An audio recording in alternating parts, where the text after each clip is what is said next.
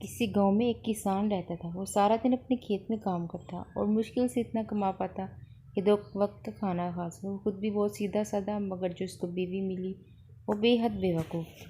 ان کی شادی کو کچھ عرصہ گزرا نہیں تھا کہ ایک دن صبح سویرے جب کسان کھیتوں پر جانے کو تیار ہوا تو اپنی بیوی سے کہنے لگا، آج کھیت میں سارا دن ہل چلانا پڑے گا، اس سے بہت تھکاوٹ ہو جائے گی اور بھوک بھی بہت لگے گی، اس لیے تم میری واپسی تک اچھا اور لذیذ کھانا بنا کر رکھنا اور ساتھ ایک گلاس سرکہ بھی، جو میں پچھلے سال خرید کر لایا تھا۔ یہ کہہ کر وہ اپنے کام پر چلا گیا۔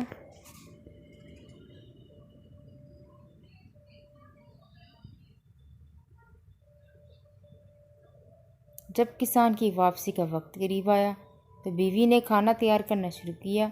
اپنے شوہر کو خوش کرنے کے لیے اس نے گوشت کا ایک ٹکڑا لیا اور اسے آگ پر بھوننا شروع کیا۔ جب وہ پکنے کے قریب ہوا اور اس کی خوشبو آنے لگی تو اس نے سوچا کہ کھانا تو بس چند لمحوں میں تیار ہے، اب میں کوٹھری میں جاؤں اور وہاں سرکہ کے ڈرم سے ایک پیالہ بھر کے سرکہ نکالا۔ یہ سوچ کر اس نے گوشت کو وہیں چھوڑ دیا اور خود ایک جگ لے کر کمرے میں سے اور سرکے کے ڈرم کی ٹونٹی کھول کر جگ اس کے نیچے رکھ دیا اور اس کو بڑھتا ہوا دیکھنے لگی۔ اچانک اس کو یاد آیا کہ کتا تو باہر کھلا گھوم رہا ہے، کہیں وہ گوشت ہی نہ کھا جائے۔ یہ سوچتے ہی وہ بھاگتی ہوئی وہاں سے نکلی اور باورچی خانے کی طرف لپکی۔ اس نے دیکھا کہ اس کا خدشہ درست تھا، گوشت کا ٹکڑا واقعی کتے کے منہ میں اور وہ باہر کی طرف بھاگ رہا تھا۔ وہ کتے کو مارنے کے لیے اس کے پیچھے بھاگی تو وہ جنگل کی طرف دوڑا۔ کسان کی بیوی بھی اس کے پیچھے پیچھے تھی، مگر کتے کی رفتار اس سے زیادہ تیز تھی۔ وہ گوشت کا ٹکڑا لے کر جنگل میں غائب ہو گیا۔ تھک ہار کر مایوس و ناامید وہ افسردہ سی گھر واپس آ گئی۔ اس قدر بھاگ دوڑ سے وہ بری طرح تھک چکی تھی اور اس لیے کچھ دیر چارپائی پر لیٹ کر اپنا سانس بحال کرتی رہی۔ اس دوران سرکے کے ڈرم کی ٹونٹی کھلی رہی اور جگ بھرتا رہا۔ جب جگ پوری طرح بھر گیا تو سرکہ اس کے کناروں سے اس وقت تک باہر گرتا رہا جب تک ڈرم پوری طرح خالی نہیں ہو گیا۔ کچھ دیر دم لینے کے بعد جب کسان کی بیوی کو سرکے کے ڈرم کا خیال آیا تو وہ ایک دم اٹھی اور کوٹھری کی طرف بھاگی، مگر اس وقت تک ڈرم پوری طرح خالی ہو چکا تھا۔ یہ سب دیکھ کر وہ روحان سی ہو گئی کہ اب کیا ہوگا۔ جب یہ سب شوہر کو پتہ چلے گا تو وہ بہت ناراض ہوگا۔ پریشانی کے عالم میں وہ وہاں کھڑی یہ سب دیکھتی رہی کہ اب کیا کرے۔ اچانک اس کی نظر آٹے کی ایک بہت بڑی بوری پر پڑی جو اس کے شوہر چند دن پہلے ہی چکی سے خرید کر لایا تھا۔ یہ بوری دیکھتے ہی اس کے سیدھے سادے ذہن میں ایک ترکیب آئی کہ وہ اگر یہ آٹا فرش پر بکھیر دے تو یہ سارا سرکہ جذب کر لے گا اور فرش اچھی طرح صاف ہو جائے گا۔ اس قدر شاندار ترکیب سوچنے پر اس نے دل ہی دل میں اپنے آپ کو شاباش دی اور بوری کھول کر آٹا فرش پر بکھیرنے لگی۔ اس دوران بے دہانی میں اس کا پاؤں سرکہ سے بھرے اس جگ سے ٹکرایا جو ڈرم کے نیچے پڑا تھا۔ جگ بھی الٹ گیا تو اس کے اندر کا سارا سرکہ بھی بہہ گیا۔ وہ مزید پریشان ہو گئی اور اس نے باقی کا سارا آٹا بھی فرش پر بکھیر دیا اور سوچنے لگی کہ اب یہ سب ٹھیک ہو جائے گا۔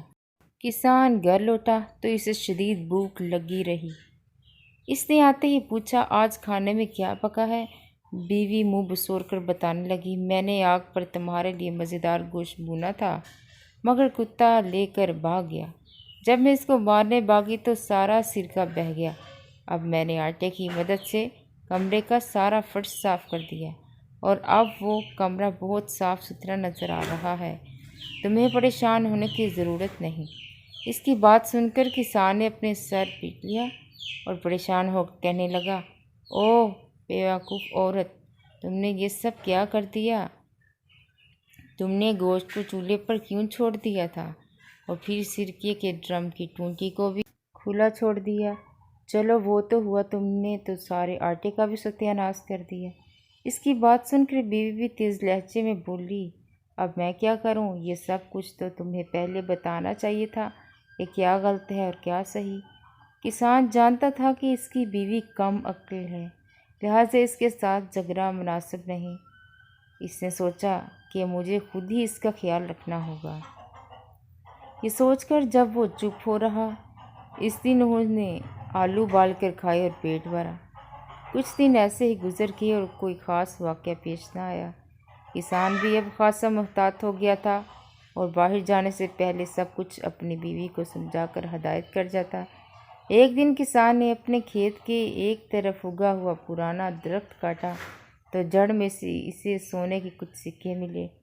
वो खुश था कि अब ज़रूरत के वक्त इनको इस्तेमाल कर लेगा और कोई परेशानी नहीं होगी। इसने सोचा सोने के इन सिक्कों को किसी जगह छुपा कर रख दे, मगर इसको अपनी बीवी की तरफ से भी खतरा था कि कहीं वो इनका राज न खोल दे। ये सोचकर बीवी से कहा, देखो ये मेरे पास पीले रंग के कुछ बटन हैं, मैं इनको एक डिब्बे में डालकर ज़मीन में दबा रहा हूँ। तुम ना तो इनके करीब जाओगी और ना इनको छुओगी। ठीक है, जैसा तुम कहते हो मैं वैसा ही करूँगी। मैं इनको वहाँ से निकालूंगी और ना इनको छूऊंगी। बीवी ने इसे यकीन दिलाया। कुछ रोज़ बाद जब किसान खेतों पर गया, गली में एक फेरी वाला आया। इसके साथ इसका एक मददगार भी था। वो गधों पर मिट्टी से बने खूबसूरत नक्शो नगार वाले बर्तन लाद कर फरोख्त कर रहे थे। इनकी आवाज़ सुनकर किसान की बीवी ने गली में झांका तो ये बर्तन देखकर इसका जी ललचाया। ये देखकर फेरी वाला पूछने लगा, क्या तुम ये बर्तन खरीदना चाहती हो? हाँ, मगर मेरे पास इस वक्त रकम नहीं है। फिर कुछ सोचकर बोली, क्या तुम इन बर्तनों के बदले में पीले बटन ले लोगे? फेरी वाला इसकी ये बात सुनकर हैरान रह गया और पूछने लगा, कैसे पीले बटन? क्या तुम मुझे ये पीले बटन दिखा सकती हो? किसान की बीवी ने कहा, वो पीले बटन मेरे शोहर ने एक डिब्बे में डालकर सहन में दबा दिए हैं, मगर इसने मुझे मना किया है कि मैं इनको ना हाथ लगाऊं, इसलिए तुम खुद ही इनको वहां से निकाल कर देख लो। इसकी बात सुनकर फेरी वाला हैरान रह गया और वो फ़ौरन शहर में जाकर वो जगह खोदने लगा जहां निशानदही की गई थी। डिब्बे के अंदर जब इसने सोने के सिक्के देखे तो बातें खुल गईं। सारे सिक्के समेटकर जेब में डाले और इसके बदले किसान की भी को सारे बर्तन मिट्टी के देकर अपने साथी के साथ फ़ौरन वहाँ से 9 तो 11 हो गए। वो समझ गया कि ये औरत आला दर्जे की अहमक है, जिसे पीले बटनों और सोने के सिक्कों का फ़र्क ही मालूम नहीं। दूसरी तरफ किसान की बीवी ये सारे बर्तन हासिल करके बहुत खुश थी। वो समझ रही थी कि इसने फेरी वाले को लूट लिया है और चंद पीले बटनों के बदले इतने सारे बर्तन खरीद लिए। खुशी खुशी इसने वो सारे बर्तन घर में इधर उधर सजा दिए। थोड़ी देर बाद जब किसान दोपहर का खाना खाने के लिए घर आया तो घर में इतने सारे नए बर्तन रखे हुए देखकर चौंक गया और हैरत से पूछा, अरे ये सब क्या बर्तन कहाँ से आए? बीवी ने मुस्कुराते हुए बताया, देखो कितने खूबसूरत बर्तन हैं, ये सब मैंने तुम्हारे इन फजूल पीले बटनों के बदले खरीदे हैं। क्या?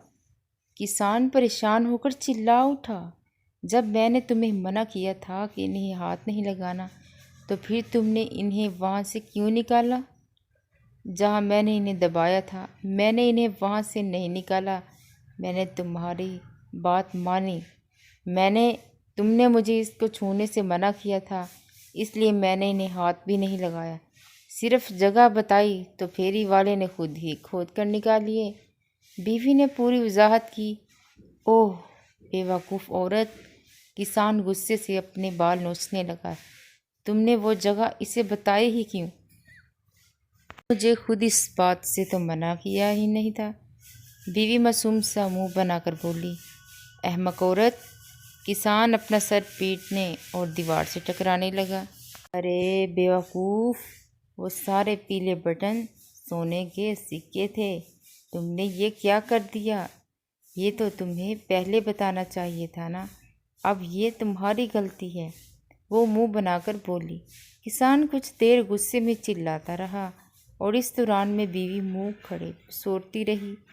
किशोर ने कहा, मेरा ख्याल है कि हम वो सोने के सिक्के अब भी वापस ले सकते हैं। वो दोनों अभी ज़्यादा दूर नहीं गए होंगे, आओ इनके पीछे चलते हैं।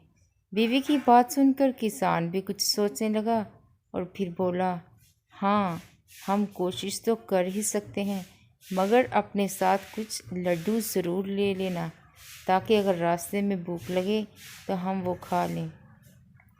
بیوی نے ایک ٹوکری میں 2 لڈو رکھ لیے اور دونوں گھر سے نکل کر اس طرف چل پڑے جس طرف پھیری والا گیا تھا۔ وہ راستہ جنگل کی طرف جاتا تھا۔ کسان تیز چلتا تھا مگر اس کی بیوی کی رفتار دھیمی تھی، اس لیے وہ بار بار پیچھے رہ جاتی۔ کسان اسے تیز چلنے کا اشارہ کرتا مگر اس نے سوچا کہ اگر پیچھے رہ بھی جاؤں تو کوئی مسئلہ نہیں، اس لیے جب گھر ہم واپس جانے کے لیے مڑیں گے تو مجھے شوہر کی نسبت کم فاصلہ طے کرنا پڑے گا۔ اسی طرح چلتے چلتے بیوی شوہر سے کافی پیچھے رہ گئی۔ سامنے ایک چھوٹی سی پہاڑی تھی۔ جب وہ اس پر چڑھنے لگی تو اس کے ہاتھ میں پکڑی ٹوکری میں سے ایک لڈو باہر گر گیا اور لڑکھڑاتا ہوا پہاڑی کے نیچے جھاڑیوں میں چلا گیا۔ کسان کی بیوی بھاگ کر واپس اتری اور لڈو تلاش کرنے لگی۔ اس نے بہت تلاش کیا مگر وہ لڈو نہ جانے کہاں چلا گیا۔ بہت کوشش کی مگر لڈو نہ ملا تو اس کے ذہن میں ایک ترکیب آئی۔ وہ بھاگ کر دوبارہ پہاڑی پر چڑھی اور اس جگہ پہنچی جہاں سے وہ لڈو گرا تھا۔ وہاں پہنچ کر اس نے دوسرا لڈو بھی نکالا اور اسے نیچے پھینکتی ہوئی بولی، اب یہ لڈو بھی وہیں جائے گا جہاں پہلا لڈو گیا تھا۔ میں اس کے پیچھے پیچھے جاؤں گی اور اس کے ساتھ مجھے پہلا لڈو بھی مل جائے گا۔